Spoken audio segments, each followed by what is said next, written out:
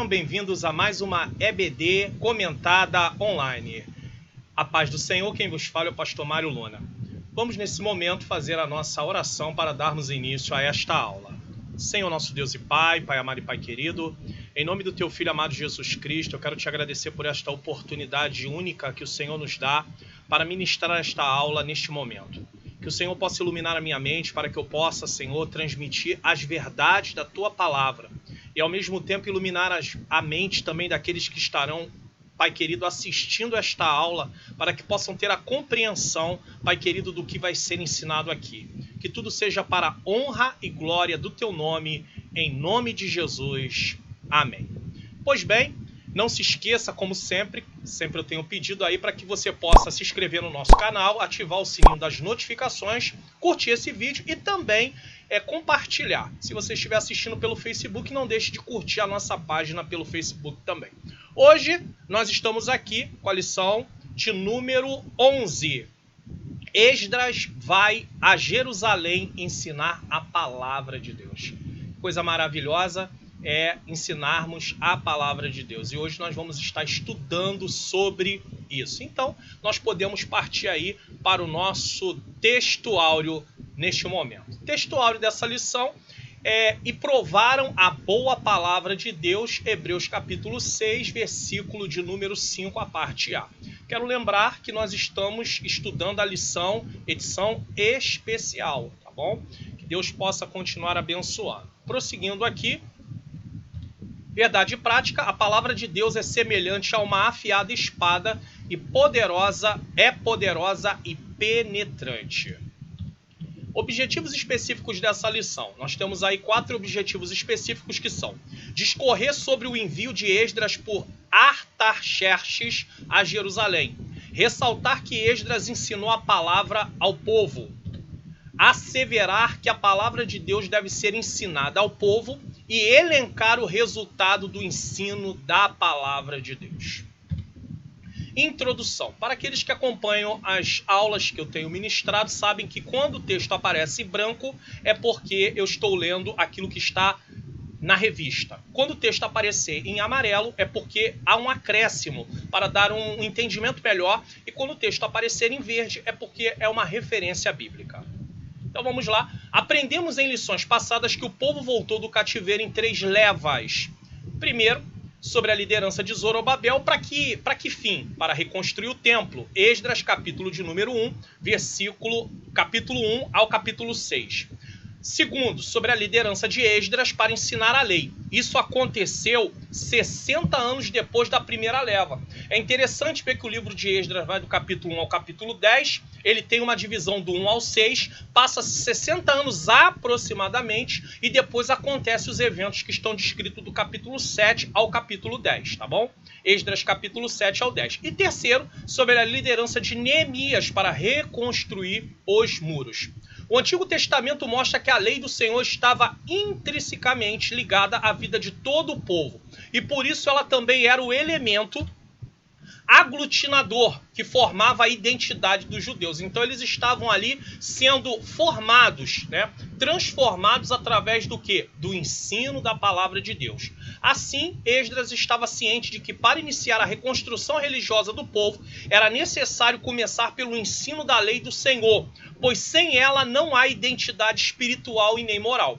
Então Esdras ele tinha conhecimento, ele tinha entendimento, nesse caso, que ele precisava estar ali para poder reconstruir a parte religiosa do povo. Ele precisava ensinar o quê? A lei, porque a lei do Senhor é o que está descrito, a sua vontade.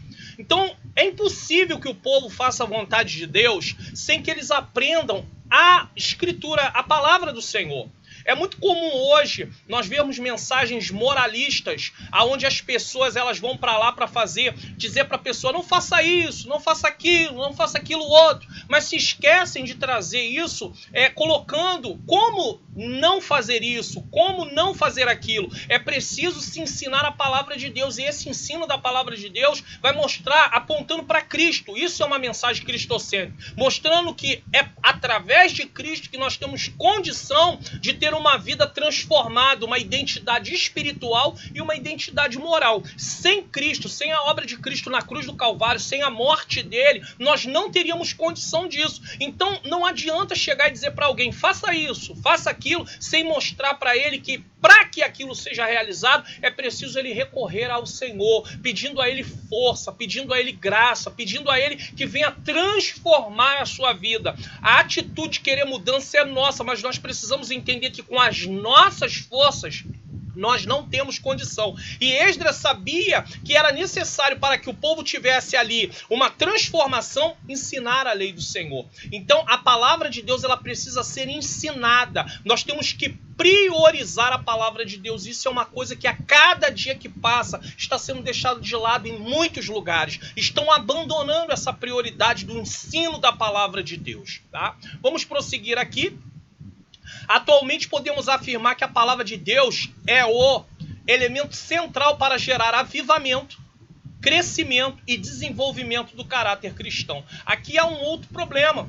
Muitas igrejas estão usando metodologias para tentar fazer com que haja avivamento, crescimento e desenvolvimento das pessoas. Mais uma vez eu falo com essas mensagens moralistas, sem que venham trazer para o centro o ensino da palavra de Deus. Podemos fazer tudo que é eventos, podemos ter vários tipos de coisas diferentes, mas se nós não ensinarmos a palavra de Deus para a igreja não vai realmente ter um avivamento, um crescimento e também um desenvolvimento de caráter. O grande valor do ensino da palavra de Deus é o assunto desta lição, claro. Tá? Veremos como o governo da Pérsia enviou Esdras a Jerusalém a fim de verificar se a vida eclesiástica dos judeus estava conforme a lei de Deus. Eles se preocupavam com isso. Por quê? Porque os reis persas, eles tinham o seguinte entendimento: precisamos que o povo que está sobre o nosso domínio esteja servindo ao Deus deles conforme é requerido, porque assim esse Deus deles vai nos abençoar. Então os reis persas, eles eram muito supersticiosos. Eles queriam que cada nação servisse aos seus deuses da forma como eles faziam, para que através disso eles fossem beneficiados também com a bênção daquele Deus. É claro que nós sabemos que o Deus verdadeiro é o Deus criador do céu e da terra. Os outros deuses com D minúsculo não são deuses. Porém, os reis persas pensavam que, deixando com que os povos servissem aos seus deuses, eles estariam sendo beneficiados também com isso. Prosseguindo, amemos a palavra de Deus e busquemos conhecê-la. Tópico 1. Atarxerxes, que era o rei persa naquele momento, envia Esdras. Subtópico 1. Os judeus sobre o domínio dos persas. Quando o reino da Pérsia derrotou Babilônia, os judeus que viviam naquele lugar passaram automaticamente ao domínio do governo persa. Então, antes estava sob o domínio do governo da Babilônia. Ao reino da Pérsia, quando o reino da Pérsia derrotou o reino da Babilônia, eles passaram automaticamente a estar sob o domínio persa. Vamos usar um exemplo dos nossos dias atuais. Às vezes você trabalha numa empresa, tá? E você é funcionário daquela empresa e ela está sob a gestão de um dono. E de repente, aquele dono vende aquela empresa e agora tem um novo dono. Então você passa agora a fazer parte da empresa, só que com uma nova administração. Certo? Então você agora passa a obedecer àquela nova administração, porque a antiga administração vendeu aquele negócio para o outro. Então, apenas para uma comparação entre a questão de estar sobre o domínio de um e sobre o domínio de outro, sobre a obediência de um e sobre a obediência de outro, tá? Isso porque os babilônicos levaram os cativos para a sua terra para culturá-los. Mas os persas... aqui vai dizer o seguinte, ó, os judeus puderam logo constatar que os persas eram mais brandos do que os babilônicos. Por que mais brandos? Agora eu vou explicar. Isso porque os babilônicos levaram os cativos para a sua terra para culturá-los. Então, a estratégia do reino da Babilônia era: pega os cativos, as pessoas que lhe interessam, e leva para a sua terra, e muda a sua cultura, ensina tudo referente à cultura da Babilônia. Essa era a forma com que a Babilônia agia. Os persas não. Os persas, eles se apoderavam daquelas terras, mas eles não tiravam o povo de lá. Eles deixavam o povo na sua própria terra para poderem continuar lá, mas estava sob o domínio da Pérsia, tá?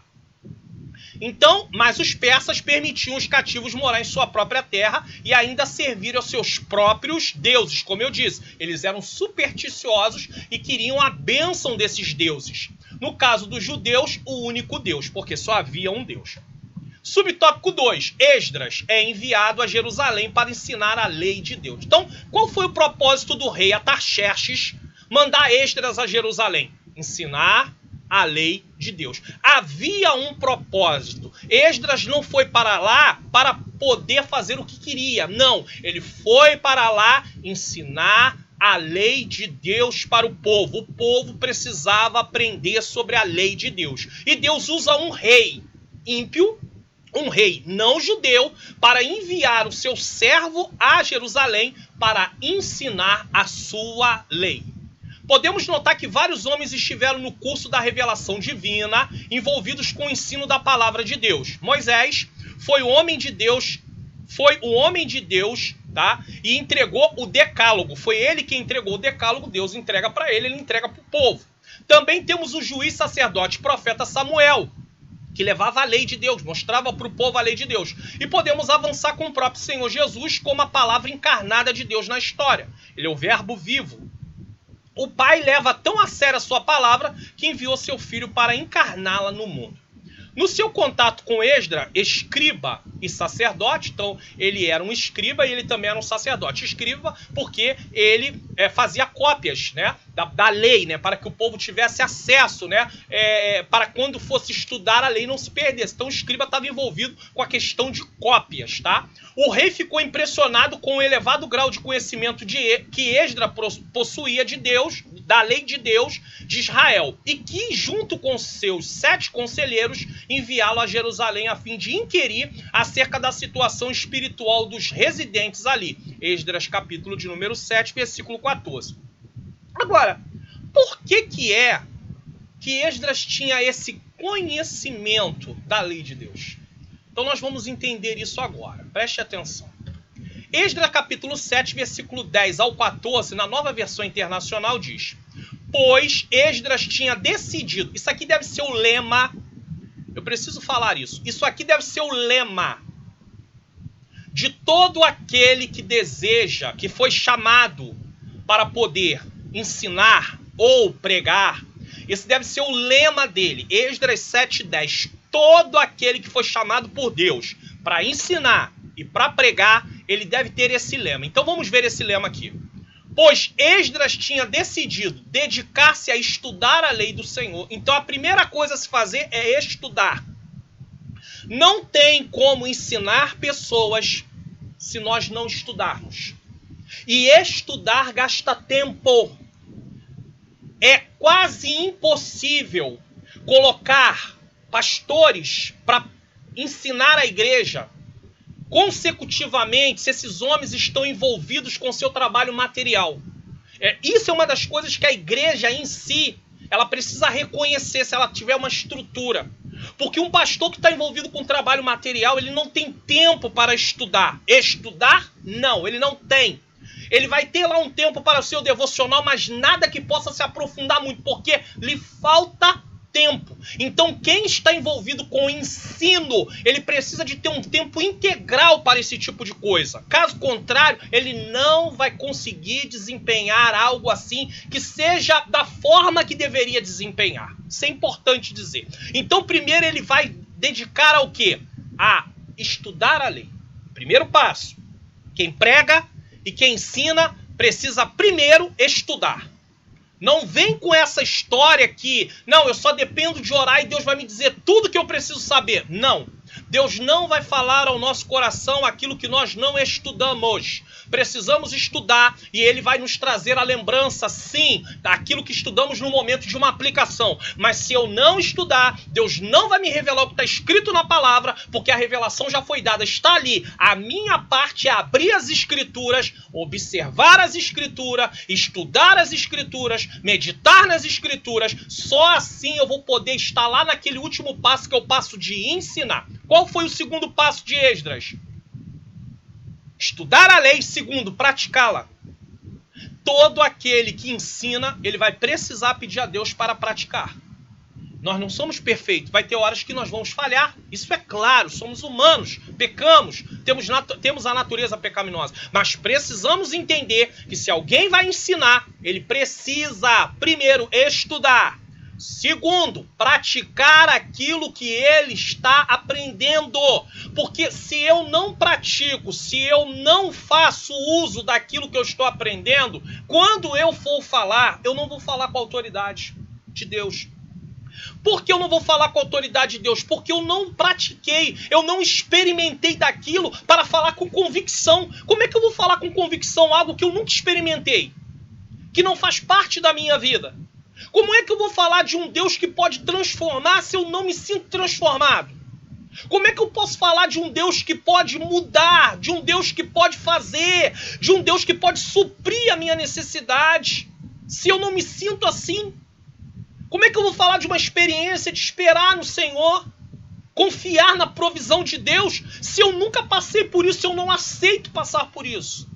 Então eu não vou ter o que é autoridade na minha fala, porque eu vou falar com dúvida. Eu não vou falar com certeza. Então Esdras se propôs a estudar, primeiro. Segundo, ele se propôs a praticar, viver, ter comunhão com Deus, que ele estava estudando a sua palavra. É impossível estudarmos a palavra de Deus sem ter uma transformação, se realmente estamos estudando com o propósito correto. Eu estudo para praticar, para viver, para obedecer a Deus. Eu não estudo para sair por aí ensinando aquilo que eu não tenho vivência.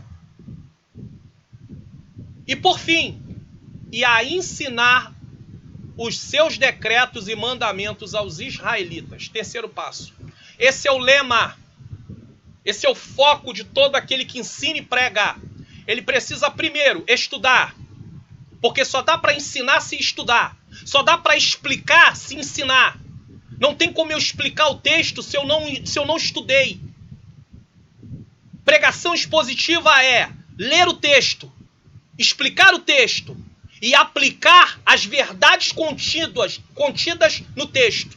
Agora, como é que eu vou explicar uma coisa que eu não estudei? Vou abrir a Bíblia aqui, vamos ver aonde que Deus me der, eu vou ler. Não estudou o texto, vai querer falar o quê? O Espírito Santo vai me revelar. Não vai revelar. É um engano. As Escrituras não dizem isso. Não vai. O Espírito Santo nos ilumina para compreender a palavra de Deus. Mas a minha parte é estudar. Então Esdras estudou, Esdras praticou, e aí ele vai partir para a parte do ensino. Continuando, versículo 11. Temos aqui uma cópia da carta que o rei Artaxerxes entregou ao sacerdote e escriba Esdras, conhecedor dos mandamentos e decretos do Senhor para Israel. Por que ele era conhecedor dos decretos e dos mandamentos? Porque ele estudou. Se ele não tivesse estudado, ele não era conhecedor. Às vezes Deus diz para alguém, olha, vou te colocar no lugar, vou te levantar. Aí ele não se prepara. E ele acha que Deus vai preparar ele de uma forma assim milagrosa, no sentido apenas dele não fazer nada, ele não faz nada e Deus vai preparar ele. Não, ele tem que estudar, ele tem que se preparar. Deus vai dar graça a ele, para que no momento que Deus quiser levá-lo, ele está em condição, treinado e equipado para ir. Agora, se você e eu não nos apercebermos para isso, não tem como Deus nos lançar na obra dele se nós não estamos equipados e treinados. E nós somos equipados e treinados por meio da palavra do Senhor. Porque nós somos ensinados com a palavra e o Espírito Santo começa a trabalhar na nossa vida dizendo, ó, isso aqui precisa de mudança, isso aqui precisa de mudança, isso aqui precisa de mudança. Agora, como é que o Espírito Santo vai falar ao meu e ao seu coração se nós não estivermos em contato com a palavra de Deus? Estamos Estando sem contato com a palavra de Deus, não tem como o Espírito Santo mudar a nossa vida, porque nós não conhecemos a vontade de Deus. A vontade de Deus está descrita na sua palavra. Prosseguindo. Versículo 12. Atarxerxes, rei dos reis, minúsculo, porque o rei dos reis é o Senhor. Na verdade, ele era rei de reis, né? Vamos dizer assim. Ao sacerdote Esdras, escriba da lei do Deus dos céus, paz e prosperidade. Versículo 13. Estou decretando que qualquer israelita em meu reino, inclusive sacerdotes e levitas que desejarem ir a Jerusalém com você, poderá fazê-lo. O rei permite Esdras ir para Jerusalém, levando sacerdotes e levitas para ensinar a lei de Deus. Versículo 14. Você está sendo enviado pelo rei e por seus 7 conselheiros para fazer uma investigação em Judá e em Jerusalém com respeito à lei do seu Deus que está nas suas mãos. Então ele tinha um homem capacitado, um homem treinado, e agora, enquanto estava no cativeiro, está lá Esdras estudando, se preparando. Agora é momento de colocar Esdras para poder atuar. Às vezes nós queremos ser enviados para atuar, mas nós não nos preparamos. Deus quer que nós venhamos nos preparar para Ele nos lançar, para Ele nos enviar. Quando Jesus passou 3 anos e meio aproximadamente com seus discípulos, o que Jesus estava fazendo? Treinando, equipando seus discípulos, para que quando Ele voltasse ao céu e estivesse entre nós por meio do seu Espírito Santo, aqueles que lá estavam naquela época pudessem continuar a obra que Ele iniciou. Mas sem treinamento não tem como. É preciso haver treinamento. Certo? Prosseguindo. O rei ficou impressionado com o elevado grau de conhecimento que Esdras possuía da lei de Deus, de Israel, e por isso lhe enviou com outras pessoas, como está descrito na leitura bíblica dessa lição, para averiguar a situação da lei entre os habitantes de Judá e Jerusalém. Porém, Esdras tinha antes proposto em seu coração estudar a lei, praticá-la e só depois ensiná-la. Hoje temos tantas pessoas querendo pregar e ensinar, complementando aqui, né, claro, e não estudam as escrituras, saem por aí falando o que acham ou o que os outros dizem. Passa a ser uma repetição, mas não oram pedindo iluminação, não estudam, meditam, não gastam tempo, recursos financeiros para obterem conhecimento. Aqui há um grande problema. Não adianta pensar que vai preparar uma mensagem com 5 minutos, porque não vai sair algo realmente que tenha obtido compreensão do que lá está escrito. Compreender as escrituras leva tempo, gasta-se tempo. É preciso estudar o contexto histórico, cultural, as palavras, o sentido da palavra dentro daquele texto. Por exemplo, a palavra mundo, ela vai ter significados diferentes de acordo com o contexto. Às vezes a Bíblia está falando de mundo como criação. Às vezes a Bíblia está falando de mundo como sistema. Sistema, não ameis o mundo nem no que o mundo há. É o sistema, é como o mundo, as pessoas do mundo se comportam. Então a palavra mundo não tem o mesmo significado. E às vezes a gente não leva isso em consideração. Não, o mundo é mundo. Não! Às vezes uma palavra está sendo usada no seu sentido figurado. Disse Jesus, eu sou a porta. A palavra porta nesse texto, ela tem sentido figurado. Ela quer dizer, eu sou a entrada, o acesso. Mas às vezes vai ter textos que vai falar da palavra porta como porta. Aí eu que estou acostumado, que lá em João capítulo 10, Jesus diz que é a porta com sentido figurado. Aonde eu achar a palavra porta, eu vou dar sentido figurado. Não, o contexto é que vai dizer se aquela palavra ela tem sentido figurado ou ela tem sentido literal. E a ordem que nós temos é sempre levar todas as palavras para o sentido literal, a não ser que, abre parêntese, o contexto informe que aquela palavra tem sentido figurado. Então há uma série de coisas que precisam ser levadas em consideração quando estamos estudando a palavra de Deus. Então isso faz com que tenha que se gastar tempo. Então não dá para preparar uma mensagem em 5 minutos. Mas há pessoas que querem espiritualizar tudo e diz, não, A gente basta orar e Deus já vai dar assim fresquinho do céu. Aí nós vamos ver as coisas que as pessoas falam que são totalmente contrárias ao que o texto está dizendo. Por quê? Porque eles estão ali falando aquilo que eles pensam, aquilo que eles acham. Prosseguindo aqui, tá? Saem por aí falando o que acham ou o que os outros dizem, mas não oram pedindo iluminação, não estudam, meditam, não gastam tempo, recurso financeiro para obterem conhecimento. A oportunidade veio porque Esdras se preparou. Você quer aproveitar uma oportunidade? Então se prepare. Tá? Prosseguindo. Subtópico 3. A importante carta que o rei enviou com Esdras. O rei enviou com Esdras uma carta escrita em aramaico, que está registrada em Esdras 7, 12 a 26. A leitura é longa, mas você pode ler depois. Através desta carta, o rei decretou. Então vamos ver o que o rei decreta através dessa carta. Qualquer judeu que assim desejasse poderia acompanhar Esdras a Jerusalém. Então estava livre qualquer um que quisesse ir com Esdras. Segundo, os que fossem a Jerusalém poderiam levar consigo ouro e prata. O rei permite o povo ir. Quem quer ir, pode ir. Mas eu não estou só enviando vocês, eu estou dando recursos para vocês. Para vocês irem com recurso. É interessante ver nos dias de hoje, às vezes, alguns ministérios dizendo para as pessoas, não, você tem que fazer. Mas cadê o recurso para essas pessoas fazerem? Pessoas estão sendo enviadas para o campo e ficam abandonadas lá, ao Deus dará. Usando um termo aqui do dia a dia. Largada. Só que não foi o ministério que está enviando.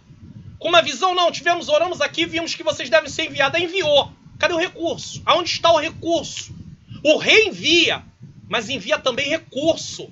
Sem recurso não tem como fazer a obra.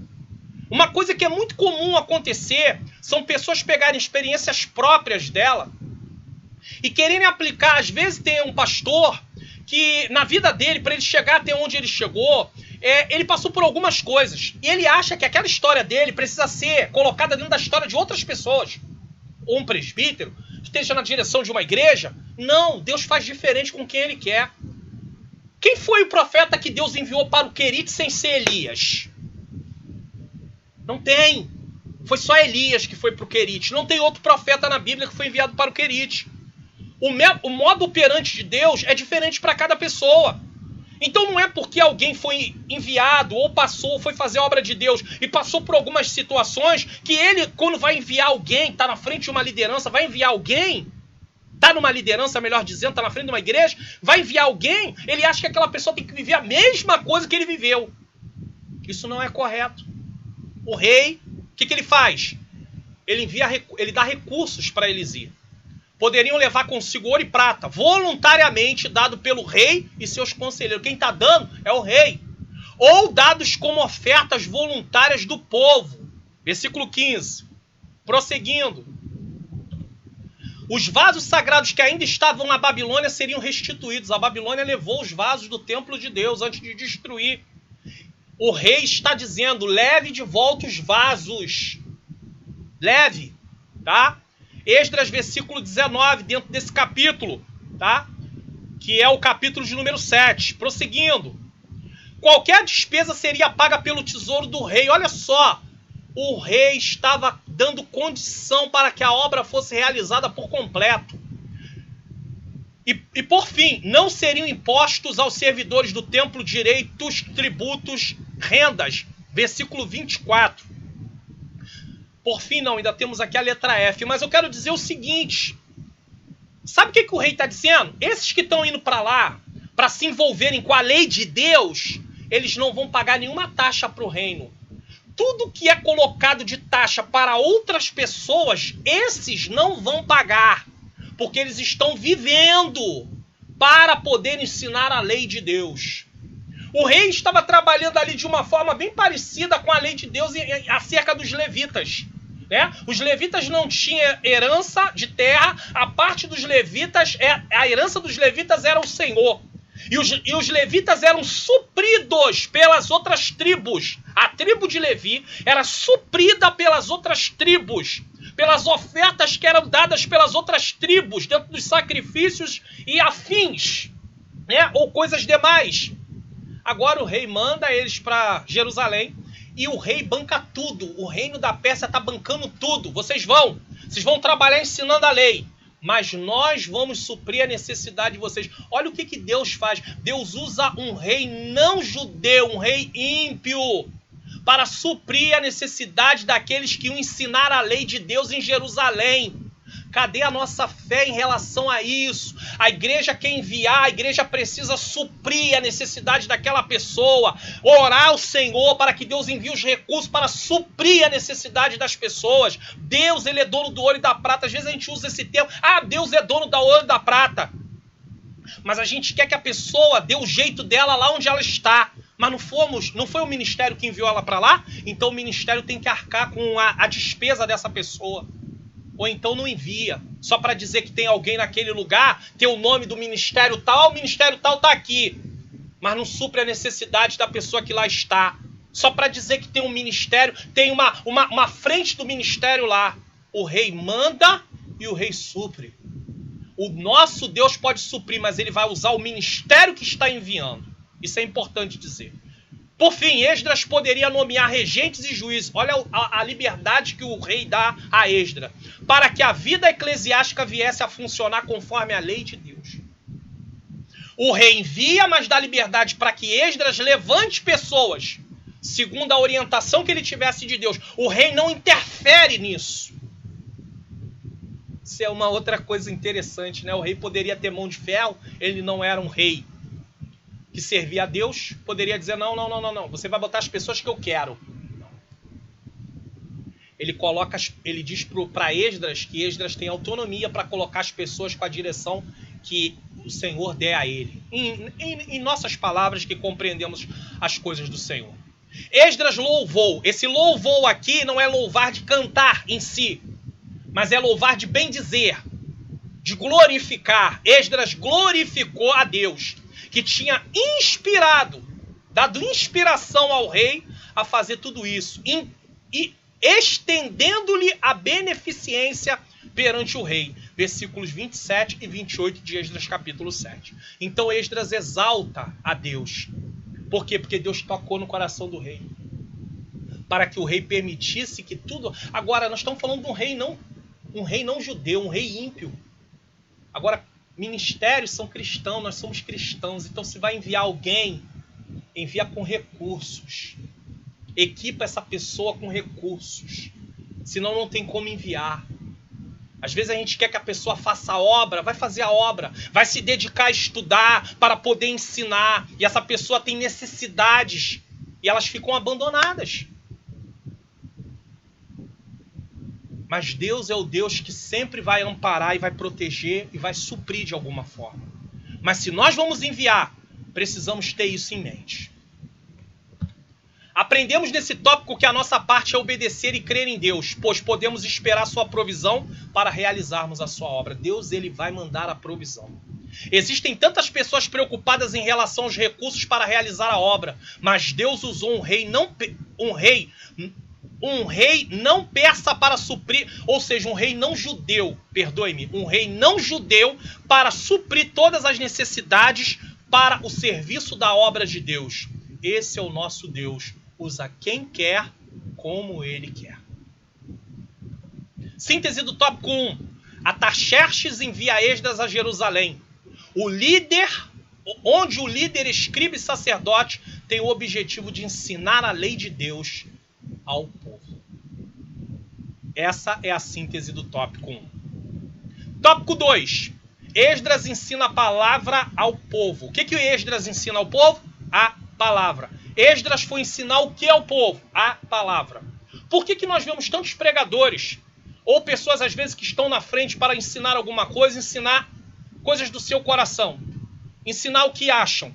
Porque não estudaram. Se estudar, nós vamos ensinar o quê? A palavra. Nós precisamos entender que nós somos apenas o porta-voz. Porta-voz não acrescenta nada, ele só diz o que está escrito, mais nada.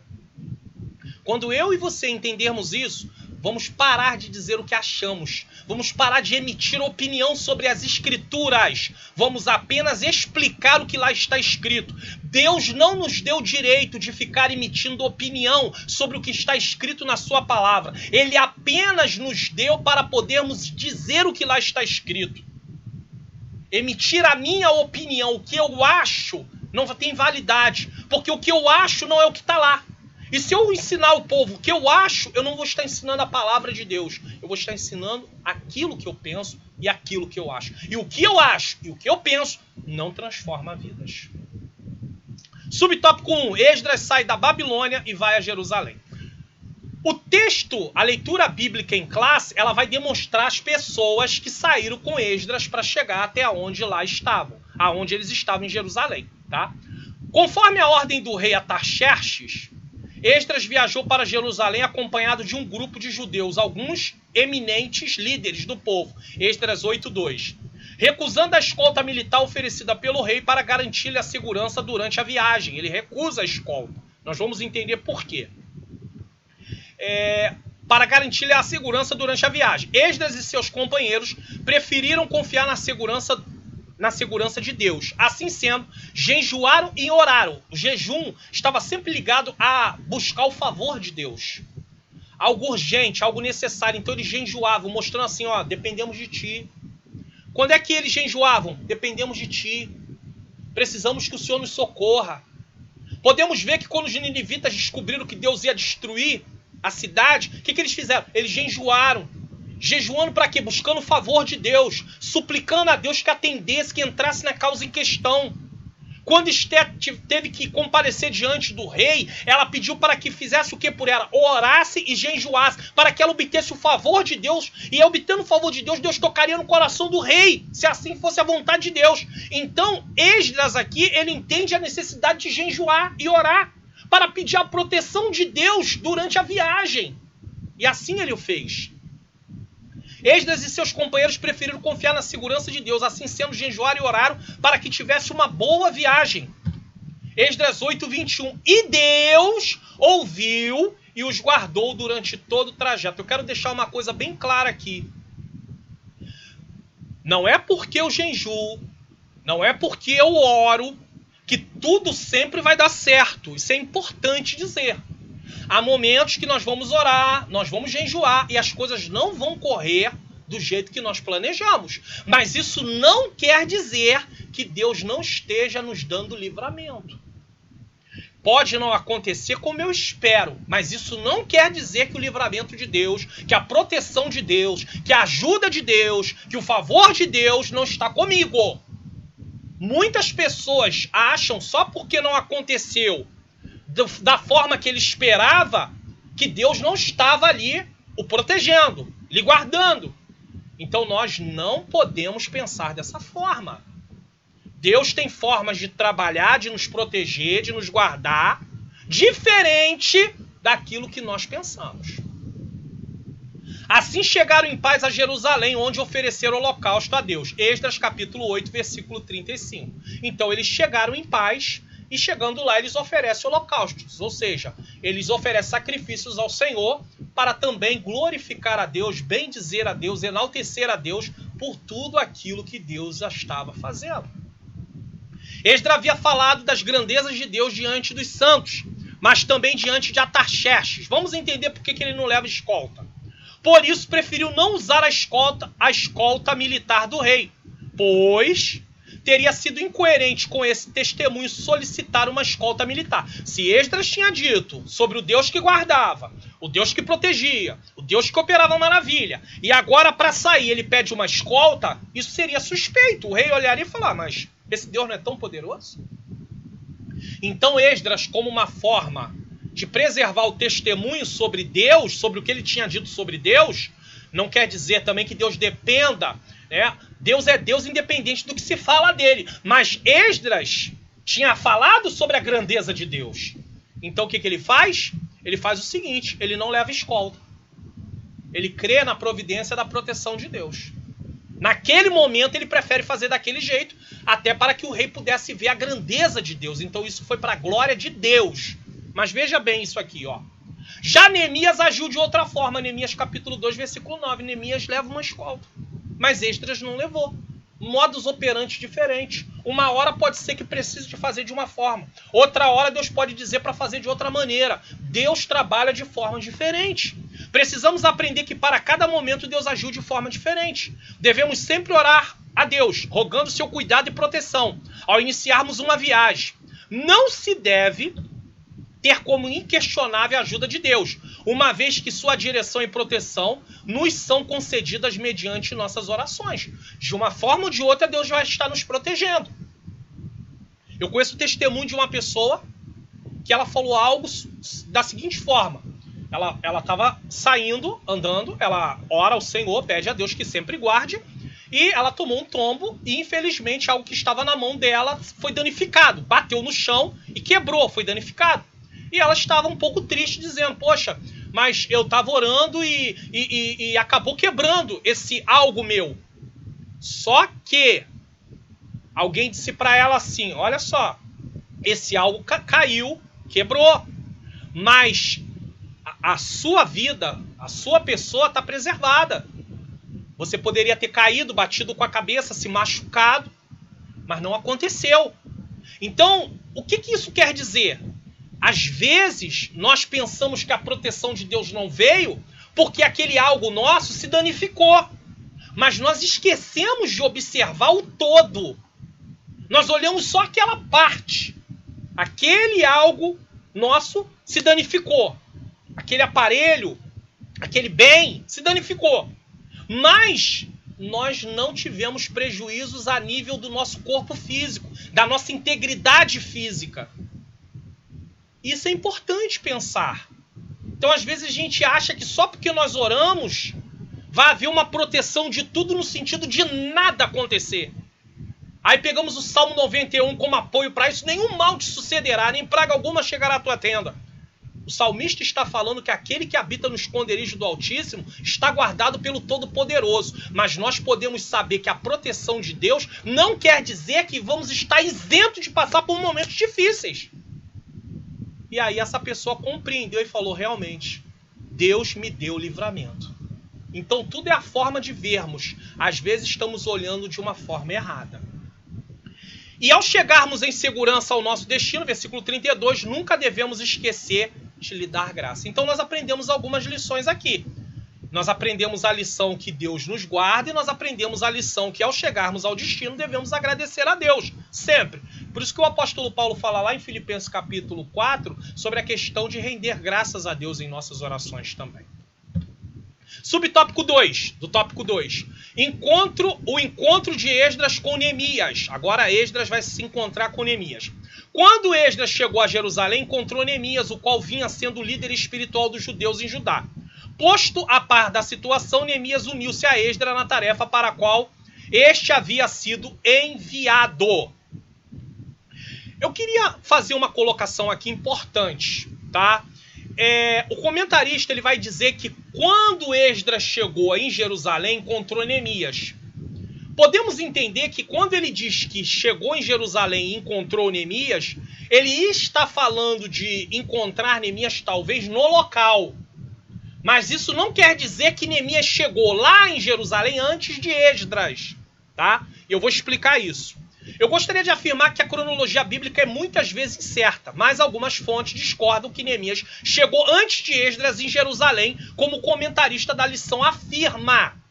Então, o comentarista diz que quando Esdras chegou em Jerusalém, Neemias já estava lá, na cidade de Jerusalém. Como se a ida de Neemias para Jerusalém fosse anterior à ida de Esdras para aquele lugar, saindo da Pérsia. Nós estamos falando aqui de sair da Pérsia. Vamos voltar aqui para entendermos. Neemias sai da Pérsia para ir para Jerusalém.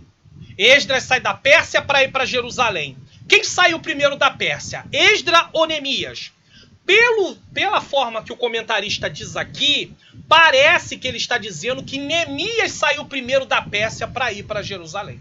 Só que muitos comentaristas discordam disso. Quem saiu primeiro da Pérsia para ir para Jerusalém foi Esdras.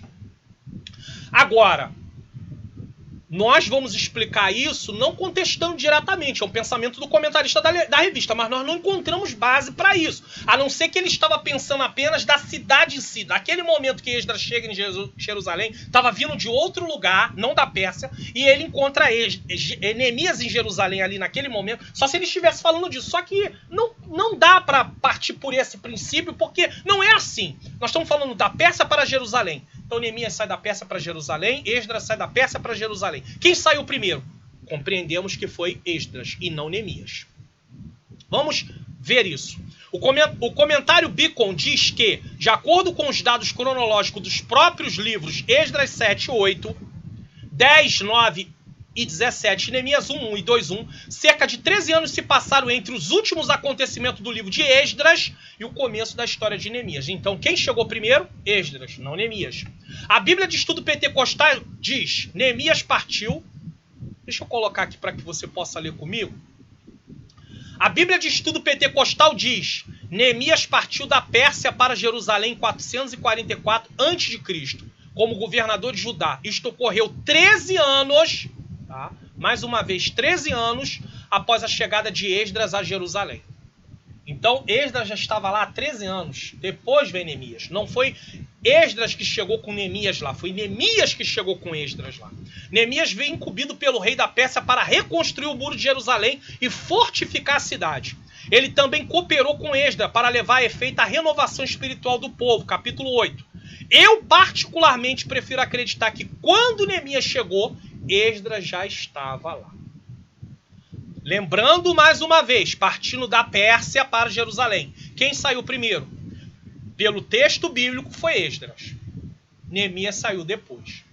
Agora, o encontro em Jerusalém, só se o comentarista da lição está dizendo que o encontro em Jerusalém, de repente Esdras estava fazendo algumas coisas, na cercania, não estava na cidade de Jerusalém em si, e aí quando ele chega em Jerusalém, lá está Neemias. Só que eu acredito que não é por esse ponto que o comentarista está se baseando. Ele está dizendo realmente que Neemias já estava lá quando Esdras saiu da Pérsia e chegou em Jerusalém. Mas como a cronologia é incerta, nós não vamos nos ater a ficar tentando descobrir isso de uma forma assim de bater o martelo, e apesar de eu acreditar que Esdras chegou primeiro.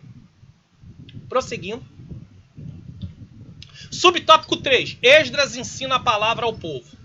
O que ele foi fazer? Ensinar a palavra ao povo. Então vamos ver isso. Na festa dos tabernáculos, no dia do mês 7º, houve santa convocação. Levítico 23, 34, 35. Por que ele colocou aqui a referência de Levítico? Para mostrar que isso era uma ordem de Deus. O povo se ajuntou como um só homem diante da porta das águas. Eles davam nome para as portas, quando os portões, né? Havia o muro. Quando nós vamos estudar o livro de Neemias, nós vamos ver isso. Havia o muro e de quando em quando havia uma porta para poder haver a passagem. E aí eles dão nomes... eles dão nomes para essas portas. O povo se ajuntou como um só homem diante da porta das águas. Neemias 8:1. E Esdras trouxe o livro da lei. Tá? A lei de Deus foi lida ao povo desde a alva até o meio-dia. Quando falava em alva, parece que ele está falando de 6 horas da manhã. Então o povo ficou em pé, ouvindo a lei de Deus das 6 da manhã ao meio-dia. Havia sido construído um púlpito de madeira para aquele fim, para que Esdras estivesse ali no local mais visível, para poder expor as escrituras. E em pé ao lado de Esdras havia um grupo de 13 auxiliares, Neemias 8:4. Ainda cooperava um grupo de levitas, e o objetivo... Para que esse grupo de levitas estava ali? Qual era o objetivo? E o objetivo era fazer todo o povo entender o que estava sendo lido no livro da lei de Deus, Neemias 8:8. Eu gostaria de salientar aqui que alguns acreditam que esse fazer entender estava associado ao povo ter aprendido o aramaico e agora a lei de Deus é lida em hebraico. Então eles precisavam entender a nível de tradução de língua. Só que não estamos falando apenas de tradução de língua. Estamos falando de entender, de compreender realmente o que está escrito no ponto de sentido do texto. Então não estamos falando de tradução de uma língua para outra. Estamos falando realmente, poderia no momento até estar vindo ali tradução de língua, mas o foco ali tinha a ver com a questão de ensinar o povo o que a palavra significava. Então eu não posso deixar de falar isso. É lamentável ver muitos acharem que o povo de Deus tem a obrigação de entender a palavra de Deus sozinho hoje. Todo cristão precisa estudar a palavra. Mas existe uma responsabilidade dada por Deus a quem está na liderança das igrejas. E nós vamos ver isso. Preste atenção nisso aqui. Como vimos no texto acima, os levitas e o próprio Esdras se esforçavam para o povo entender a palavra. Nos dias do profeta Oséias, Deus estava requerendo dos sacerdotes, que também eram escribas, que tinham também a função de ensinar a lei e estavam negligenciando esse dever. Então os sacerdotes eles deviam ensinar a lei e eles não estavam ensinando a lei. Já ouvi muitas pessoas dizerem que por mais desejo que tenham, mesmo orando, não conseguem entender muitas coisas na Bíblia. Eles não sabem de que forma os textos bíblicos podem ser aplicados em nossas vidas. As pessoas elas têm extrema dificuldade de entender a palavra de Deus. As coisas básicas elas entendem, mas elas não sabem como aplicar textos da Bíblia para a nossa realidade. Como é que a história de Zaqueu, como é que eu posso tirar lições para a minha vida da história de Zaqueu, por exemplo? Como é que eu posso tirar lições para a minha vida da história da mulher samaritana com Cristo? Cristo com Zaqueu, Cristo com a mulher samaritana. Como é que eu posso tirar? Então as pessoas não conseguem tirar essas lições. E é aí que entra quem Deus levantou para ensinar a palavra de Deus. Vamos ver aqui. É dever. Não é uma opção, é dever. Veja que os apóstolos, no capítulo 6 de Atos, eles vão dizer assim: nós ficaremos com a palavra e com a oração. Essa era a prioridade dos apóstolos. Palavra, ensinar a palavra, pregar a palavra e a oração. Esse deve ser também a prioridade de todo líder. É dever dos líderes ensinar ou nomear obreiros. Ele vai ensinar, mas ele pode chamar auxiliares. Ou nomear obreiros preparados para ensinarem a palavra de Deus para a igreja. É dever. Tem muitos negligenciando isso. Deus que cobrou no tempo de Osés e Deus requer nos tempos de hoje também. É dever dos líderes ensinar a palavra de Deus e nomear obreiros preparados para ensinar a palavra de Deus à igreja. E a mesma igreja deve meditar no que vai aprendendo no dia a dia. Então a igreja aprende a palavra, que é ensinada por pessoas capacitadas, treinadas para isso, e elas no seu dia a dia, na sua casa, onde estão, elas vão meditando nisso, e a compreensão delas vai abrindo. Quando as pregações são expositivas e graduais, ou lectio contínuo, ou seja, uma pregação contínua do texto, começando no livro ou na carta, começando do primeiro capítulo até o final, ou progressiva, é tudo a mesma coisa. Pregação lectio contínua, pregação progressiva, pregação gradual, é tudo a mesma coisa. Começa no primeiro capítulo até o último capítulo do livro ou da carta. Começando no primeiro capítulo de um livro ou carta e seguindo até o final. Além da igreja aprender a palavra de Deus sobre aquele livro ou carta, ela também aprende a interpretar as escrituras com o passar do tempo. Nenhuma igreja vai conseguir aprender a palavra de Deus se domingo após domingo cada um prega num lugar. Não tem como aprender a Bíblia assim. É impossível. Principalmente que tem gente que prega num lugar, vem o outro e desprega, inclusive, aquilo que foi pregado. É impossível. Enquanto a igreja não se aperceber que o melhor formato de mensagem é a pregação expositiva, que é ler o texto, explicar o texto e aplicar o texto, e de preferência, lectio contínua, que é começar no primeiro capítulo até o último capítulo, para que a igreja entenda aquela carta ou aquele livro como um todo, a igreja vai sofrer por falta de conhecimento das escrituras. Oséias 4, versículo 6 a 9 diz: Meu povo foi destruído por falta de conhecimento. Por quê? Porque os sacerdotes estavam negligenciando o ensino. Uma vez que vocês rejeitaram o conhecimento, eu também os rejeito como meus sacerdotes. Uma vez que vocês ignoraram a lei do seu Deus, eu também ignorarei seus filhos. Deus diz, vocês não têm compromisso comigo? Eu não vou ter compromisso com vocês. Versículo 7. Eu não tenho compromisso com a promessa é condicional. Vocês são abençoados se me obedecerem. Já que não estão me obedecendo, não tem bênção para vocês. É Deus dizendo para o povo de Israel. Versículo 7. Quanto mais aumentaram os sacerdotes, mais eles pecaram contra mim. Trocaram a glória deles por algo vergonhoso. A glória deles era o Senhor. Versículo 8. Eles se alimentam dos pecados do meu povo. São coniventes. O povo está pecando, eles são coniventes com o pecado. E tem prazer em sua iniquidade. Por quê? Porque conforme o povo ia pecando, conforme o povo ia errando, eles eram coniventes com aquilo. Aquilo beneficiava eles de certa forma. Versículo 9. Portanto, castigarei tanto o povo quanto os sacerdotes por causa dos seus caminhos e lhe retribuirei os seus atos. Deus está dizendo o seguinte: o povo está pecando por falta de conhecimento. Eu vou cobrar dos sacerdotes, mas eu também vou cobrar do povo porque está pecando. Mas o dever de ensinar a lei era dos sacerdotes. E o dever de explicar a palavra de Deus, de ensinar a palavra de Deus, é dos líderes que vão direcionar homens treinados para fazer esses ensinos também. Pessoas treinadas para fazer esses ensinos também. Quando eu digo homem, eu estou falando daquele vocacionado, daquele chamado, homem ou mulher. No sentido, às vezes, pode ser uma professora de escola bíblica dominical também, não há nenhum problema. Ou dando aula, às vezes, na área da teologia. Enfim, eu quero dizer que tem que ser pessoas chamadas e treinadas por Deus para poder estar ali desempenhando. Mas é dever do líder se atentar para isso. Tá? Prosseguindo. Tópico de número 4. O ensino foi maravilhoso. O povo, ao ouvir a leitura, começou a chorar e a lamentar-se. Neemias e Esdras tiveram que intervir, exortando-os a que se alegrassem no Senhor, que era dia de festa, porque a alegria do Senhor é a nossa força. Neemias 8:10. O povo então foi comer, beber e festejar, porque todos entenderam as palavras que lhe fizeram saber. Eles explicaram a palavra para o povo. Neemias 8:12. Era um momento de festa. Não era um momento deles se entristecerem. Não estava sendo lida a lei ali naquele momento com o objetivo de cobrança diretamente. Mas sim, eles deviam se alegrar por todos os feitos de Deus.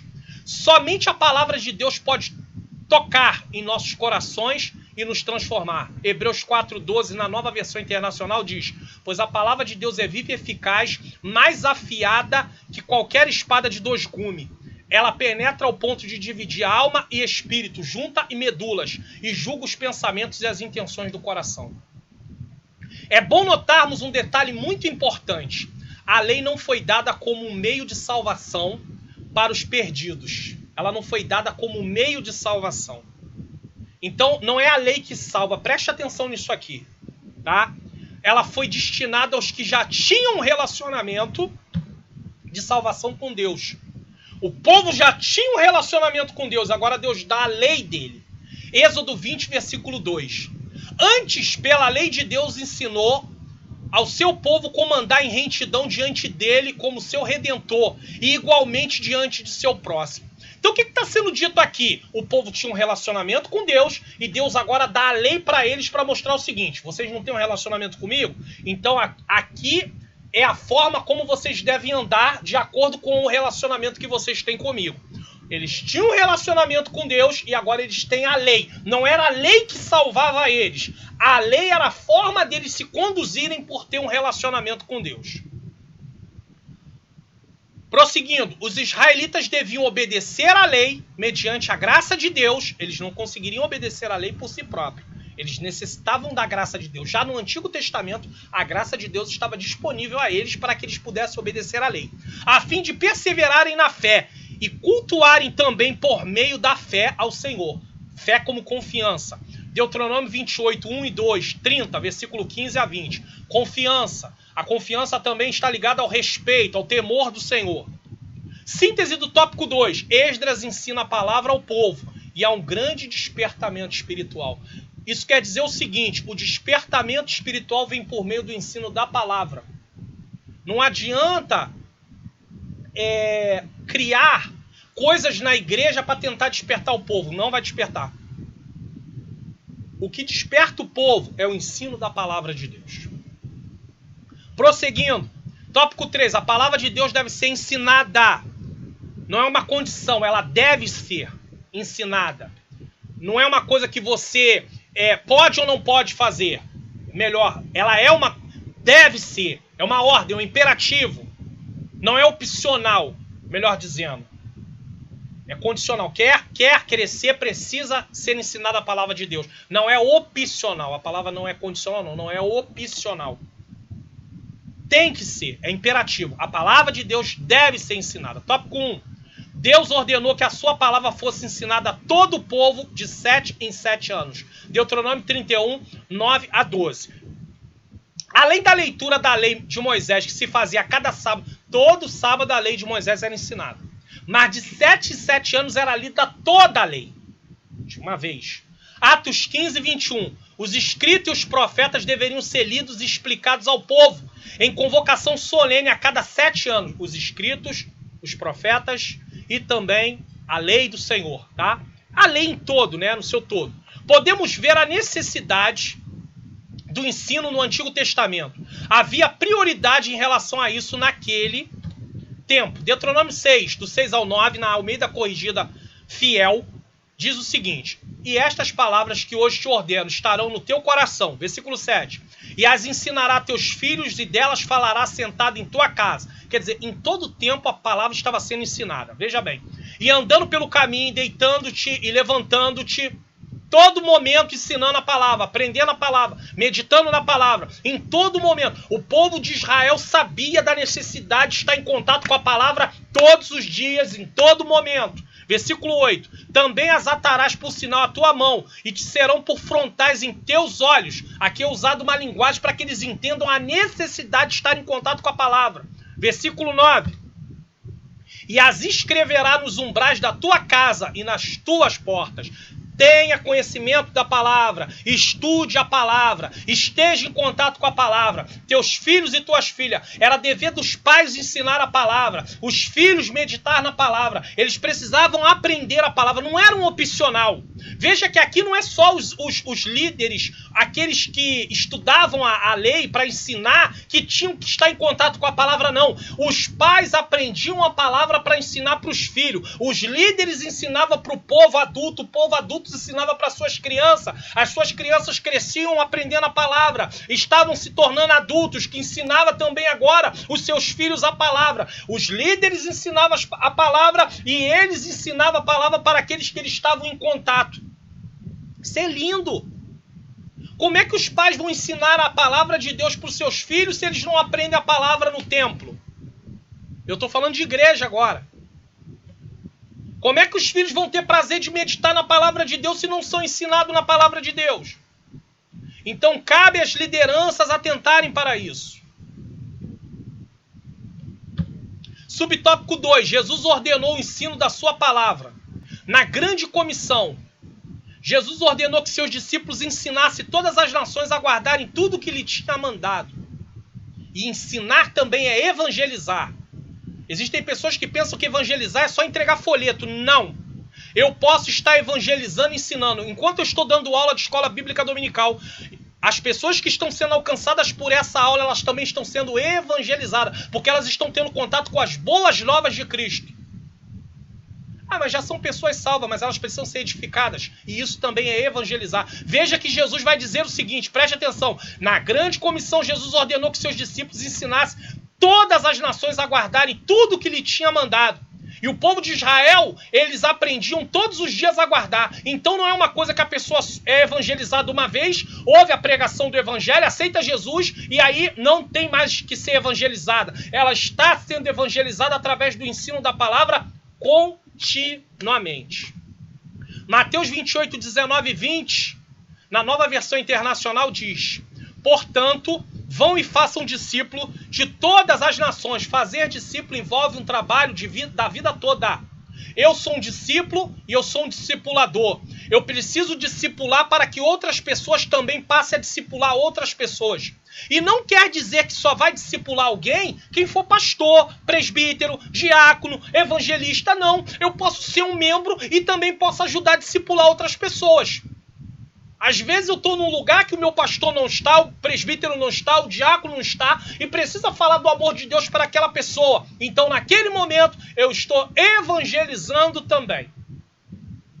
Isso é importante dizer aqui. Versículo 20. Ensinando-os a obedecer tudo que lhes ordenei, e eu estarei sempre com vocês até o fim dos tempos. Então, sempre vai haver a relação discípulo-discipulador. Eu sou um discípulo que fui chamado para discipular. Você é um discípulo que foi chamado para discipular. Agora, se não aprender a palavra, não tem como discipular. Então precisa querer aprender a palavra. Os apóstolos seguiram isso na igreja primitiva. Atos 2,42, na Nova Versão Internacional. Eles se dedicavam ao ensino dos apóstolos e à comunhão, ao partir do pão e às orações. Então os apóstolos estavam sempre ensinando. E a igreja estava ali para aprender. E o resultado disso era crescimento. Vê lá no versículo de número 47 que a igreja crescia. Então o que faz a igreja crescer é o ensino da palavra, que vai trazer comunhão entre a igreja. E as coisas vão acontecendo e a igreja vai crescendo. Estamos a cada dia nos distanciando de ensinar a palavra de Deus em nossas pregações. Existem muitas pregações, mas pouquíssima pregação bíblica. O que muitos estão pregando é fruto dos seus corações, de seus desejos, aquilo que eu tenho vontade que alguém ganhe alguma coisa, então eu falo que aquela pessoa vai alcançar aquilo. Isso é um desejo meu, mas não é o que a Bíblia está dizendo para aquela pessoa. De seus achismos, então fruto do seu coração, fruto dos meus desejos, fruto do que eu acho, achismo, mas não o que o texto está dizendo. E para saber o que o texto está dizendo, eu preciso estudar o texto. Gastar tempo para isso. Se não acordarmos para essa realidade, a igreja no futuro achará que nem a Bíblia será necessário usar nas pregações, já que muitos leem o texto e não pregam nada sobre o que foi lido.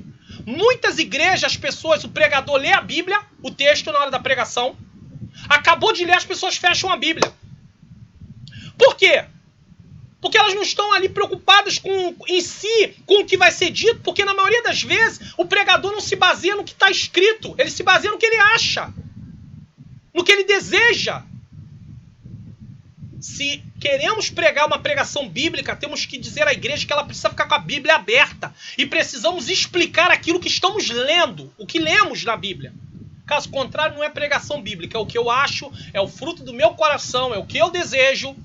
É um discurso religioso, é tudo, menos pregação bíblica.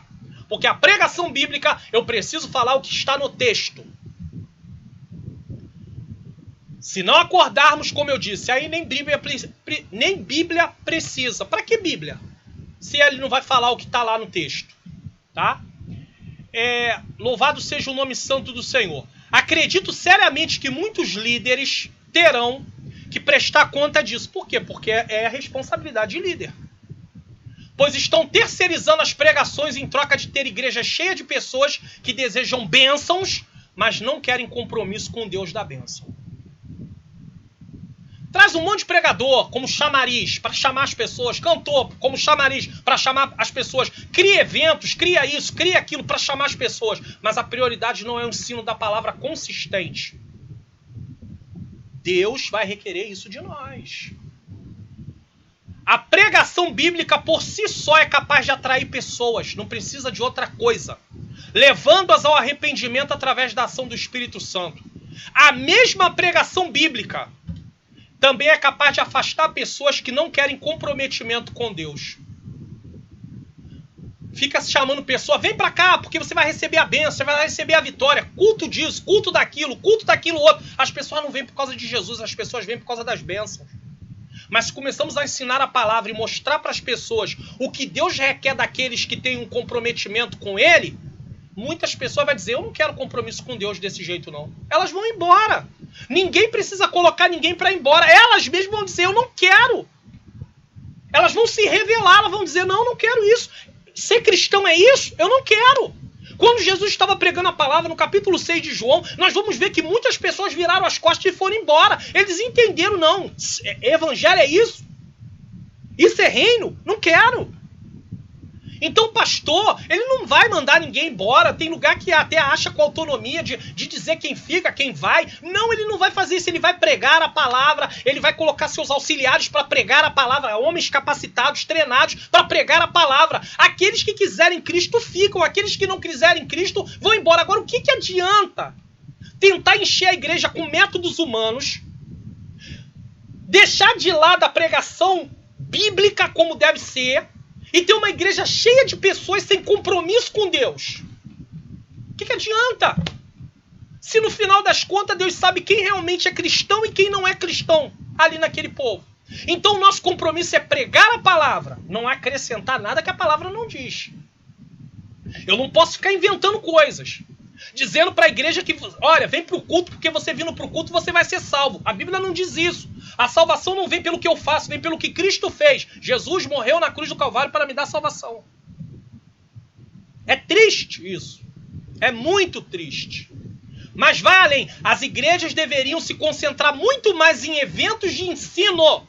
Nós vemos igrejas que fazem festa o ano todo. 2, 3, 4, 5 festas. Mas não se concentre em fazer um congresso de ensino da palavra para as mulheres, para os jovens, para os homens, para os obreiros, para a igreja de forma geral. Não tem ensino. Tem igrejas que não tem comprometimento com isso. Não tem uma palestra para a família, não tem palestras para jovens, não tem palestra para mulheres. As mulheres não sabem como se conduzir diante de problemas do dia a dia no seu casamento. Homens não sabem se conduzir porque não estão sendo ensinados, e a palavra de Deus vai nos ensinar, vai nos mostrar. Mas aí vem alguém e diz, não, é porque eles não leem a Bíblia, mas não parte da igreja. A igreja precisa se comprometer. O lugar onde a palavra de Deus deve ser ensinada é no templo. O templo é o lugar de ensinar a palavra de Deus. E o povo vai aprendendo e vai meditando naquilo que aprendeu. Durante a semana eles vão lendo, eles vão meditando, porque eles aprenderam o que o texto significa. Como é que as pessoas vão estudar uma coisa que eles não entendem? Ah, mas eu entendo. Mas tem muita gente que não entende. Ah, não entende que não tem vida com Deus. Se fosse assim, Deus não levantaria mestres, não teria necessidade de mestres, não teria necessidade de pastores para ensinar. E Deus levantou os pastores com esse propósito. Se fosse assim, não precisava. Para que fazer pregação na igreja? As pessoas estudam em casa. Então isso é desculpa de pessoas que não querem se comprometer com estudar as escrituras para ensinar. Mas ensinar o que o texto está dizendo. Caso contrário, o povo vai perecendo. E aí tem um monte de problema. Então vamos voltar aqui. As igrejas deveriam se concentrar muito mais em eventos de ensino ministrado por pessoas que Deus levantou para esse ministério. Porque o ministério do ensino é Deus quem levanta também. Não adianta eu querer ser se Deus não me levantou para aquilo. Deus levanta quem Ele quer, a obra é dele. Há um engano dos homens querendo ser aquilo que Deus não chamou eles para ser, a obra é de Deus. Deus bota quem Ele quiser. E não tem como questionar, mas por que Deus não mandou eu? Eu não sei. Pastor Mário Luna, por que Deus não quer que eu seja? Por que Deus não me chamou a mim? Não sei, meu filho. Ele é soberano, ele não dá explicação. Ele faz como ele quer. São coisas que a gente quer explicação que está dentro daquilo que Deus tem como atributo e que só ele tem. Prosseguindo aqui, tá?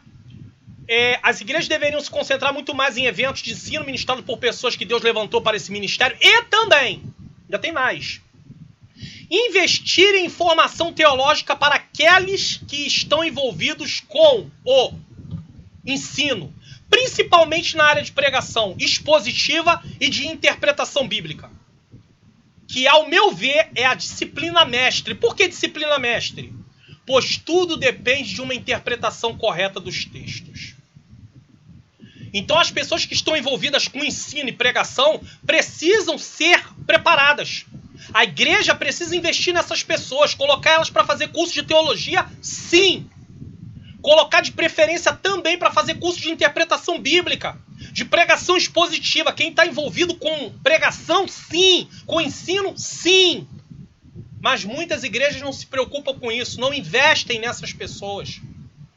E eu estou falando de investir, de custear o ensino dessas pessoas, os estudos dessa pessoa. É gastar dinheiro. Ah, não, a gente vai custear o ensino dessas pessoas, depois elas vão embora.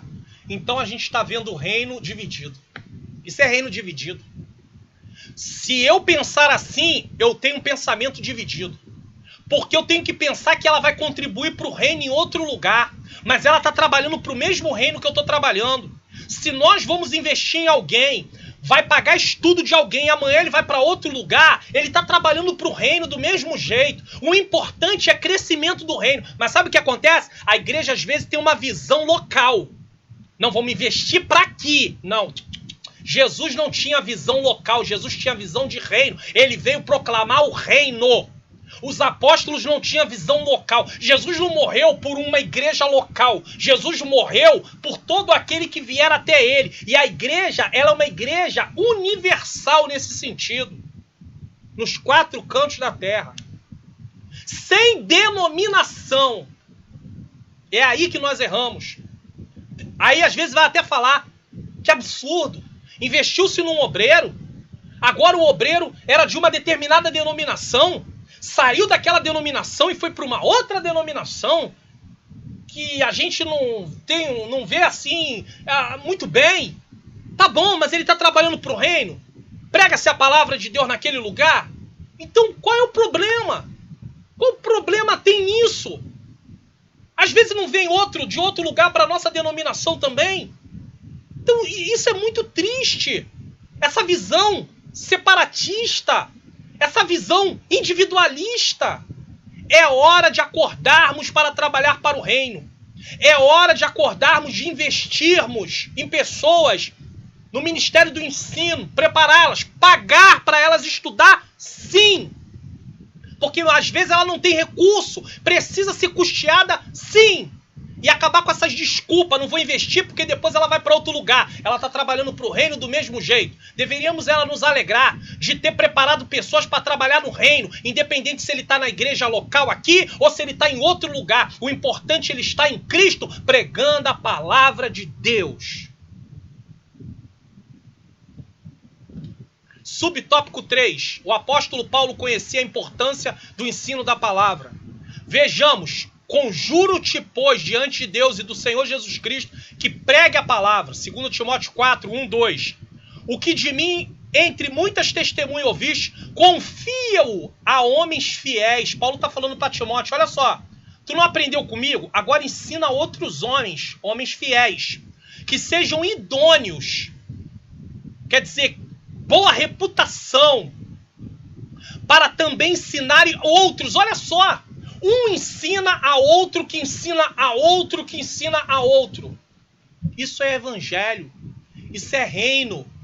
Mas não vou ensinar, porque se eu ensinar vai estar mais ou menos no mesmo patamar que eu.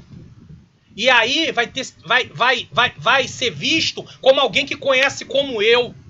Qual o problema? Se nós estivermos falando aqui de quem está numa liderança, a liderança foi designada por alguém que está também na liderança. Um líder designou outros líderes. Qual o problema? Com medo de perder a posição, se Deus chamou, não vai perder posição nenhuma, não.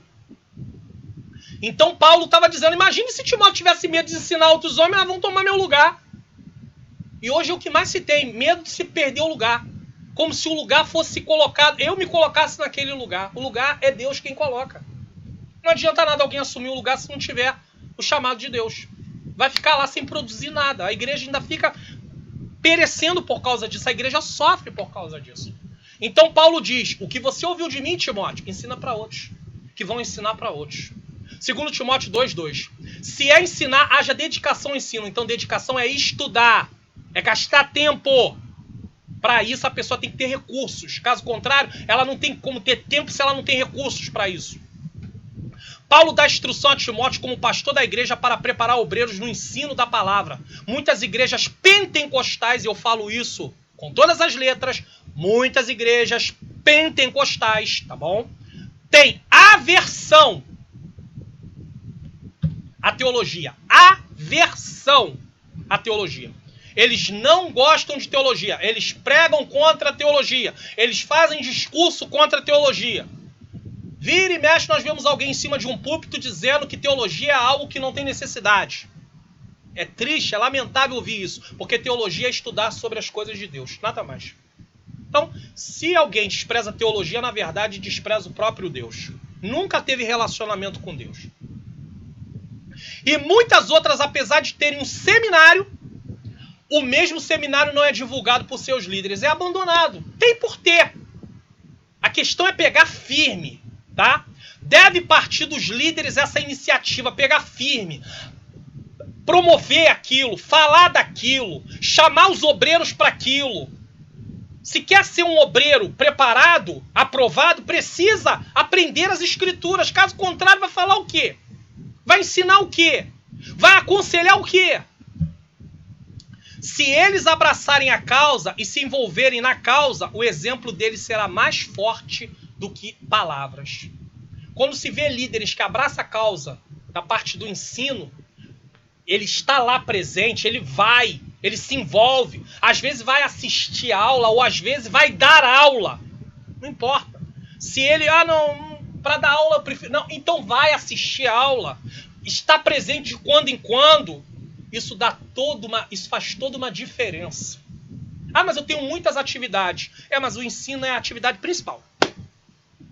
Importante dizer isso. É a atividade principal. Ensinar o povo a lei de Deus. Ensinar o povo a palavra de Deus, as escrituras. É isso que Paulo mandou Timóteo se preocupar. A gente às vezes se preocupa com muita coisa. Síntese do tópico 3. A palavra de Deus deve ser ensinada porque é ordenança de Deus. Não é opção, é ordem. Ratificada por Jesus e confirmada pelos apóstolos. Deus mandou ensinar, Jesus mandou ensinar, os apóstolos mandaram ensinar.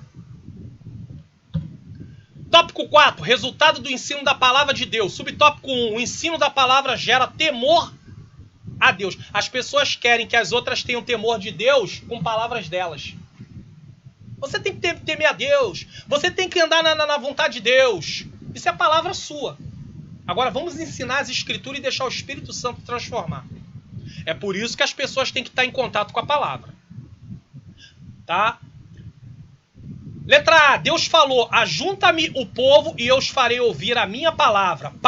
Qual é o propósito de ajuntar o povo para ouvir a palavra? Para que me temam todos os dias que na terra viverem. Então Deus está dizendo o seguinte, ajunta o povo e ouçam, eles vão ouvir a minha palavra, eles vão aprender a me temer. Eu só aprendo a temer a Deus se eu estudar a palavra de Deus, se eu aprender a palavra de Deus, se eu praticar a palavra de Deus. Se eu não viver a palavra de Deus, eu não vou temer a Deus. Deuteronômio 4:10. Guarda os mandamentos do Senhor esse para aqui é o propósito. Para quê? Para o temer. Só há temor de Deus se houver aprendizado da palavra. Aí as igrejas não priorizam o ensino da palavra e querem que o povo tema a Deus. E querem que o povo obedeça a Deus. E querem que o povo abandone o pecado. Como? Se a palavra de Deus não é ensinada. Volto a dizer, quando eu falo de ensinar a palavra, eu não estou falando de diversas pregações que tem por aí. Tem até muita pregação, mas pouca pregação bíblica. Então a palavra está se deixando de ensinar a palavra da mesma forma. Deuteronômio 8:6. B. Pelo temor a Deus, o crente se aparta do mal. Uma vez que ele aprende a temer a Deus, confiar em Deus, obedecer a Deus, ele não quer assunto com mal. Não quero nada com mal. Pecado não, eu temo a Deus. Quando José foi convidado pela mulher de Potifar para deitar-se com ela, ele disse, como eu agiria assim contra Deus? Porque José tinha o que no seu coração? Temor de Deus. Temor de Deus. Então ele aparta-se do mal, Provérbios 3:7, se desvia do mal, Provérbio 16:6, e aborrece o mau caminho, Provérbios 8:13. Então ele se aparta do mal, ele se desvia. Se ele sabe que ali estará, vai ter alguma coisa que pode levar a pecar, ele não entra por aquele caminho, ele se afasta daquela situação. Ele tanto se aparta, como ele se desvia, Se ele está numa situação e se apresenta uma situação para ele pecar, ele se aparta daquele lugar. Se ele está caminhando a vida dele e ele percebe que lá vai ter uma situação para ele pecar, ele se desvia. E por fim, ele aborrece o mal. Ele não é conivente com as coisas que desagradam a Deus. Agora, se eu estou em contato com coisas que desagradam a Deus, eu vou ter problemas. Provérbios capítulo 8, versículo 13 aí, tá? C. Letra C. Como resultado do ensino da lei nos dias de Esdras, o povo confessou seus pecados. Por quê? Porque a palavra de Deus, ela penetra a nossa vida. O Espírito Santo nos convence usando a palavra de Deus, não a minha palavra.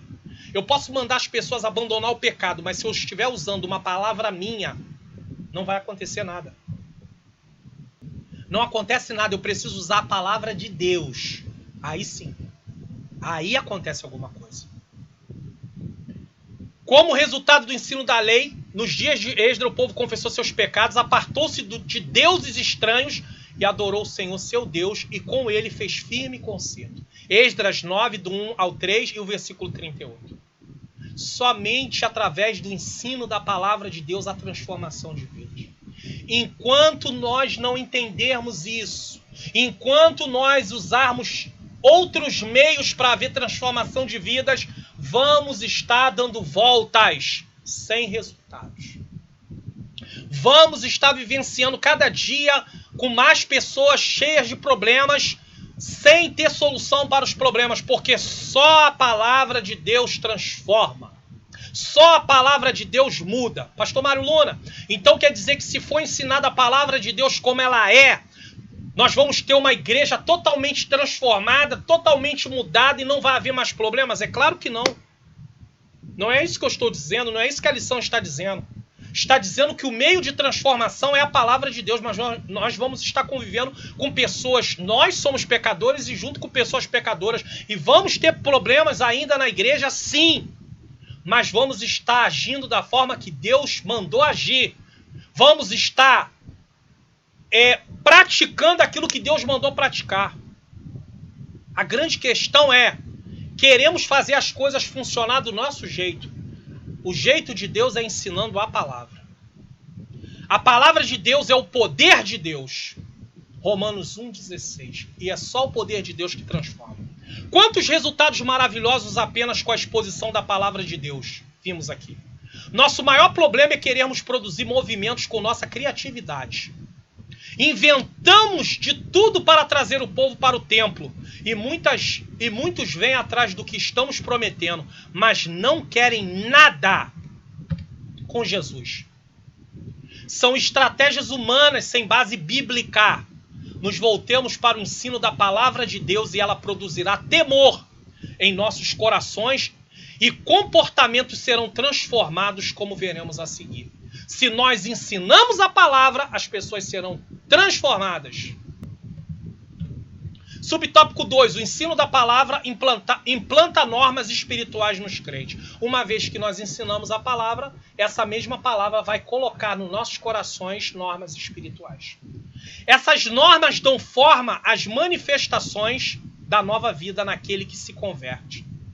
Então, uma vez que eu sou convertido em Cristo, a Cristo Jesus, essas normas começam a aparecer na minha vida, por causa do ensino da palavra.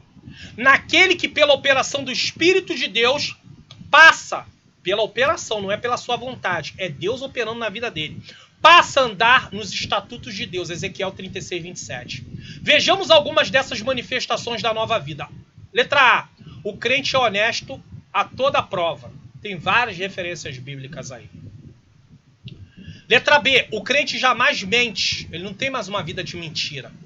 O crente tem o testemunho de sua consciência no Espírito Santo de que não mentiu. Então o crente sabe que ele não vive uma vida de mentira.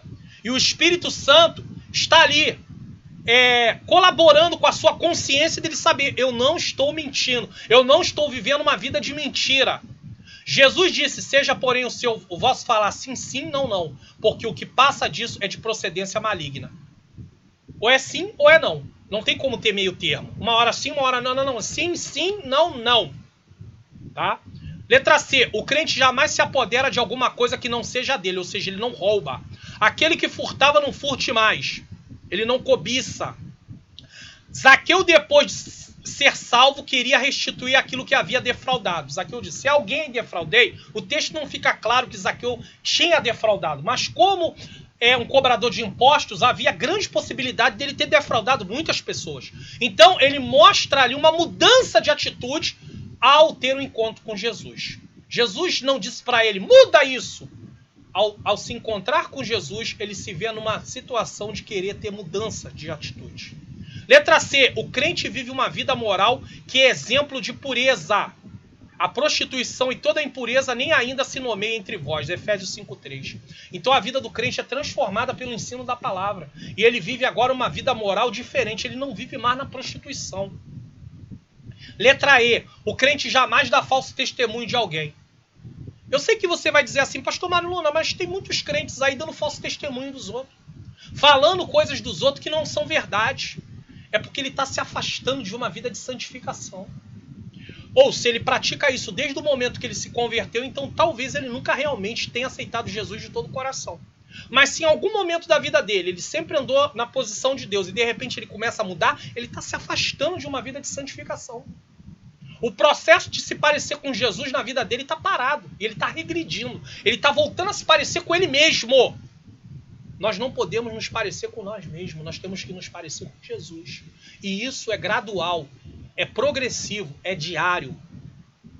Tá? Voltando aqui.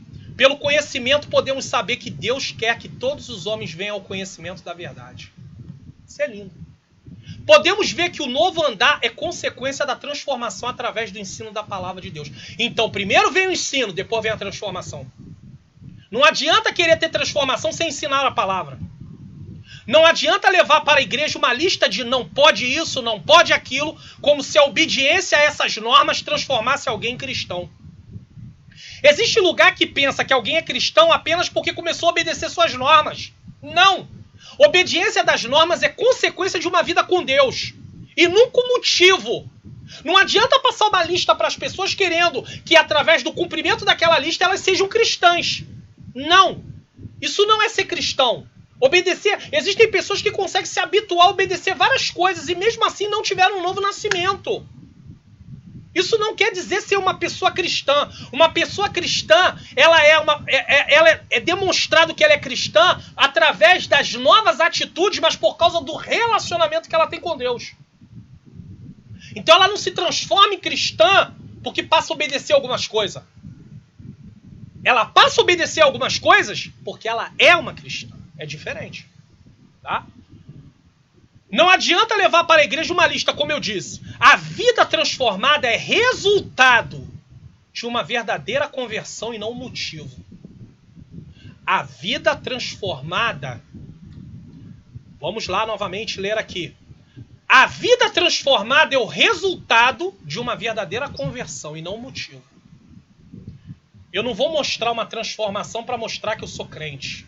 Eu sou crente e eu vou demonstrar essa transformação após eu ter uma conversão real. Então, para entender isso aqui, para ficar bem fixado na minha e na sua mente, é o seguinte, resumindo, eu não mudo meus hábitos para ser um cristão. Eu não mudo meus hábitos para eu ser um cristão. Eu sou um cristão e por isso eu tenho novos hábitos. Entendeu? Eu não mudo meus hábitos para ser um cristão. Eu sou um cristão e por isso eu tenho novos hábitos. Porque se eu estou praticando alguma coisa para ser um cristão, no momento que eu deixo de praticar, eu deixo de ser cristão. Mas quando eu sou um cristão, eu tenho novos hábitos. E isso vai continuar o tempo todo que eu for cristão. Porque ter novos hábitos é resultado do meu relacionamento com Deus. E nunca vai ser o motivo de eu ter um relacionamento com Deus.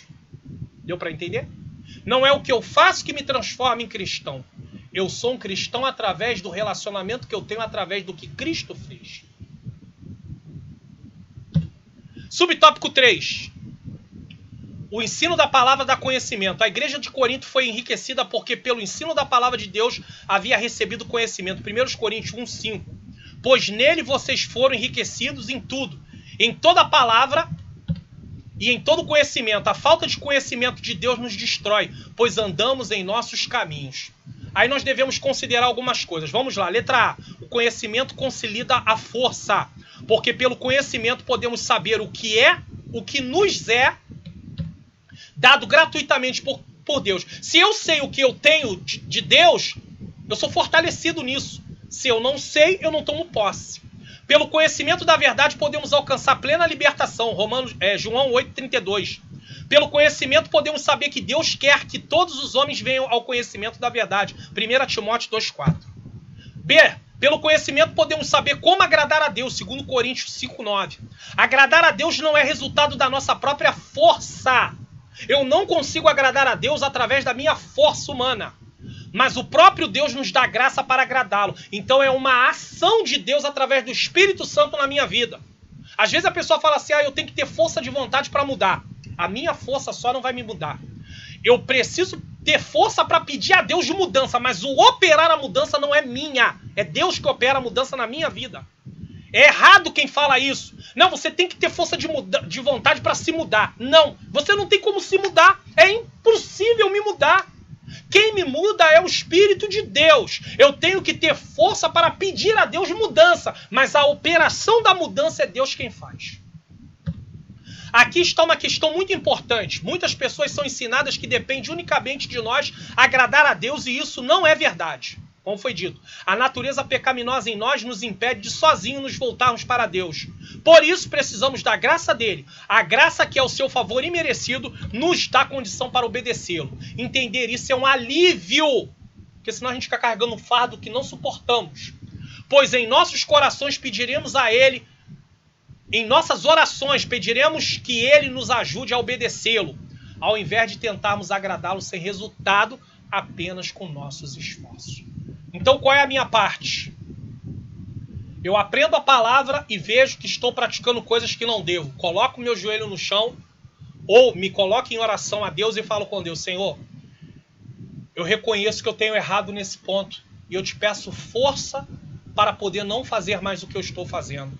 Me transforma, me muda. E eu começo a orar em favor disso diariamente. E Deus vai começar a me mudar, vai começar a me transformar. Mas não adianta eu colocar um propósito meu, só meu, no meu coração e dizer assim, não, eu não vou fazer mais. Eu não vou ter força. Eu vou passar um tempo sem fazer, daqui a pouco eu vou voltar a fazer tudo de novo. Por quê? Porque eu estou dependendo das minhas forças. Eu tenho que depender de Deus. Eu tenho que ser dependente de Deus. E a oração, na oração é um meio que eu tenho de me voltar para Deus e dizer, Senhor, eu não tenho força. Em mim não há força, mas Tu pode me dar força. Como um cristão eu recebo força em Cristo. Senhor, me ajuda a não ceder a essa tentação. Síntese do tópico 4. O ensino da palavra de Deus gera temor, estabelece normas espirituais nos crentes, então as normas vêm por meio do ensino, e dá conhecimento a nós do que nós temos e não temos direito, do que nós somos e do que nós não somos. Chegamos à conclusão para a glória de Deus. Esdras vai a Jerusalém ensinar a palavra. O ensino da palavra deve ser nossa prioridade. E aqui estamos falando de qualidade do que se prega e o tempo para a pregação. Em muitas igrejas, 15 minutos, 10 minutos. Tem lugares que diz assim, Deus operou tanto que não tem nem necessidade de ler a palavra hoje. Veja bem a que ponto chegamos. Uma igreja ensinada com a palavra de Deus é uma igreja que cresce em todos os sentidos. Precisamos urgentemente verificar o que está sendo pregado em nossas igrejas. E caso seja necessário mudarmos isso. Também precisamos investir mais em eventos de ensino da palavra e na preparação de pessoas para o ministério do ensino e da pregação. Isso envolve custear o ensino dessas pessoas, os estudos dessas pessoas. Enviar essas pessoas para seminários, para cursos de preparação para ensinar a palavra de Deus, para estudar para depois ensinar a palavra de Deus. Que o Senhor nos transforme por meio do ensino da sua palavra. Amém. Louvado e engrandecido seja o nome santo do Senhor. Queremos agradecer a Deus por este momento maravilhoso que estivemos aqui, estamos aqui, passando a você, tá? Nós temos aí a próxima lição. Na próxima lição, nós vamos estudar, que é a lição de número 12, que vai ser ministrada para o dia 20 de setembro de 2020. Esdras e Neemias combatem o casamento misto, isso pela edição especial. Eu volto a pedir a você também que não deixe, tá, de se inscrever no canal, ativar o sininho das notificações, curtir o vídeo, compartilhar, para que outras pessoas também possam aprender. Eu quero nesse momento aí fazer uma oração para nós encerrarmos essa aula maravilhosa para a glória do nome santo do Senhor, tá bom? Nós vamos estar orando, louvando e agradecendo ao Senhor por esta aula em nome de Jesus. Senhor Deus e Pai, eu te agradeço por essa aula, que o Senhor continue abençoando, aplica as verdades ensinadas ao nosso coração, que o Senhor continue falando aos nossos corações, que nós possamos tomar posse dessa palavra e praticá-la. E também, Senhor querido, Senhor amado, eu te peço que o ensino vire prioridade em nossas igrejas, que o Senhor desperte líderes, Senhor, para o ensino da palavra. O Senhor despertou o rei da Pérsia para enviar Esdras para ensinar a palavra. Tu pode despertar também, Senhor, os líderes para se concentrar no ensino, para poder direcionar investimentos, para capacitar pessoas para ensinar também, pagar os seus estudos. Senhor querido, eu sei que tu pode, tu é o dono da obra, desperta-nos para isso. É o que eu te peço e já te agradeço em nome de Jesus. Amém. Que Deus continue nos abençoando e até a próxima aula, se assim o Senhor nos permitir. Glórias a Deus.